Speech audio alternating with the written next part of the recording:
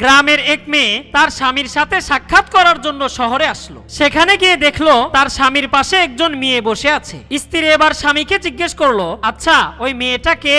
স্বামী হেসে উত্তর দিল, সে আমার অফিসের পার্টনার। আমরা পাশাপাশি রুমেই থাকি, তবে একসাথে ঘুমাই না। রাগে অভিমানে পরের দিন স্ত্রী গ্রামের বাড়িতে চলে গেল। কিছুদিন যেতে না যেতেই পার্টনার তার স্বামীকে বলল, আমার স্বর্ণ অলংকার এবং কিছু জিনিস খুঁজে পাচ্ছি না। আমি নিশ্চিত করে বলতে পারি যে এসব কিছু তোমার স্ত্রী নিয়ে গিয়েছে। স্বামী তখন বলল, তুমি এসব কথা আমাকে বলতে পারলে? আমার স্ত্রীকে আমি খুব ভালো করেই চিনি, সে এরকম কাজ কোনো দিন করতে পারে না। পার্টনার বলল, অন্তত একবার ফোন করে জিজ্ঞেসও তো করতে পারো। স্বামী তার সামনেই স্ত্রীর কাছে ফোন করে বলল, আমি এটা বলছি না যে তুমি গহনা নিয়ে গিয়েছো, তবে যদি তুমি ভুল করে নিয়ে যাও তবে আমাকে বলতে পারো। স্ত্রী তখন বলল, আমিও এটা বলছি না যে তুমি তোমার পার্টনারের সাথে ঘুমাও। পার্টনার যদি সত্যিই নিজের ঘরে ঘুমাতো তাহলে গহনাগুলো তার বালিশের নিচেই পেত, যেখানে আমি সবগুলোকে লুকিয়ে রেখেছিলাম। যা হোক, আর কিচ্ছু বলার নেই তোমাকে। তুমি তোমার অফিসের পার্টনারকে নিয়েই সুখে থাকো। আমি সারা জীবনের জন্য বাবার বাড়ির দিকে রওনা হচ্ছি।